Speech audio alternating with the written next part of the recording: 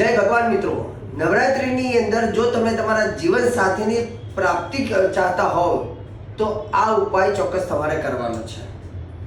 જે લોકોના લગ્ન નથી થયા, પુરુષ હોય કે સ્ત્રી હોય, તો એ લોકોને જીવન સાથીની પ્રાપ્તિ નથી થતી, તો એ લોકોએ ખાસ કરીને છઠ્ઠા નોરતાના દિવસે એટલે કે તારીખ 27/9/2025 શનિવારના દિવસે એમને પોતાના કુળદેવીને કંકુનો ચાંદલો કરવો, લાલ ચોખા અર્પણ કરવાના, લાલ ફૂલ અર્પણ કરવાના અને વિશેષમાં કમળ હોય તો તે અર્પણ કરવાનું અને માતાજીને મધનો પ્રસાદ અર્પણ કરવાનો।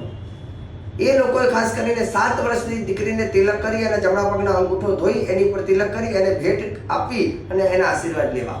અને રહી વાત રાત્રિના સમયે, તમારા કુળદેવી પાસે 7 દીવા ઘીના કરીને તમારે આ મંત્ર બોલવાનો છે, જેમાં ખાસ કરીને જે મારા બહેનો હોય, જે લોકોના લગ્ન નથી થયા અને સારો જીવન સાથીની પ્રાપ્તિ ઈચ્છતા હોવ, તો તે બહેનોએ આ મંત્ર બોલવાનો છે।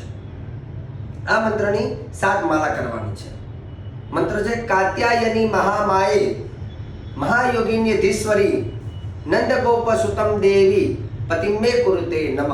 આ બહેનો માટે। અને કોઈ પુરુષ મતલબ કોઈ છોકરો હોય, એને લગ્ન નથી થતા અને સારી પત્ની જોઈએ છે, તો એમને આ મંત્ર જાપ કરવાનો છે। પત્ની મનોરમામ દેહી મનોવૃત્તાનુસારિણીમ તારિણીમ દુર્ગ સંસાર સાગરસ્ય કુલોદ્ભવા। જય ભગવાન।